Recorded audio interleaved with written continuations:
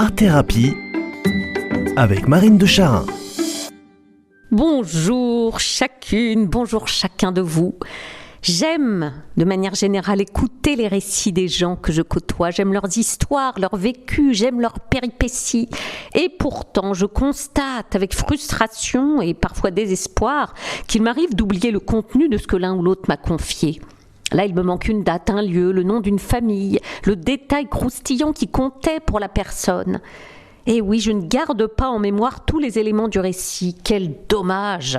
En revanche, ce qui me reste de façon marquée, certaine et pérenne, c'est l'émotion associée au récit, l'émotion véhiculée par l'ami qui raconte, l'ambiance émotionnelle dégagée par la personne au moment de cet échange et tous les détails physiques.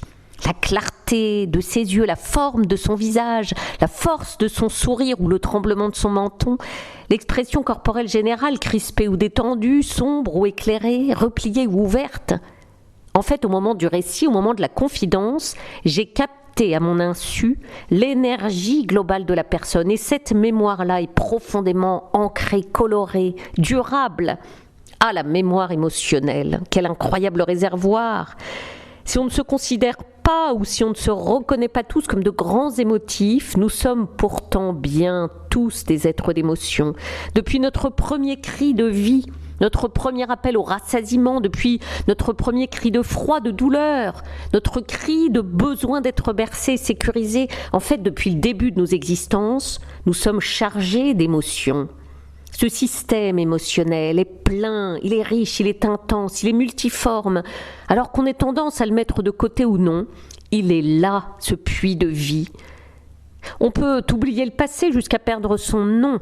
La mémoire émotionnelle, elle, est imparablement puissante et vivante. On peut oublier tel et tel fait, tel ou tel événement, mais l'émotion ressentie au moment où cet événement a été vécu, elle, demeure. L'émotion ressentie est stockée dans notre corps. Alors la mémoire émotionnelle, peut-être, oui, est confuse, mais elle est bel et bien active. Au centre d'accueil Alzheimer où j'interviens, les patients souffrent de ne plus se souvenir. Ils souffrent de constater la fuite de leur mémoire factuelle. Mais quand en atelier art thérapeutique, on sollicite leur mémoire émotionnelle par une musique aimée, reconnue, par une poésie, une fable apprise dans le plaisir, par des chansons associées à un vécu positif et joyeux, alors là, on vient toucher la part vibrante, la part vivante de la mémoire. On vient remuer le réservoir d'émotions. Et c'est comme un fil d'or du passé au présent. C'est un apaisement, une détente corporelle, psychique, un constat de vie. Et c'est tellement important. En unité protégée aussi, les patients ne sont plus en capacité de mémoriser un prénom, une date, une horaire. En revanche, ils se souviennent intuitivement, émotionnellement, que certaines activités les apaisent. Et quand de semaine en semaine vous débarquez chez eux, ils vous accueillent chaque fois en joie, car ils ont associé votre venue à une fête, à une détente bienfaisante.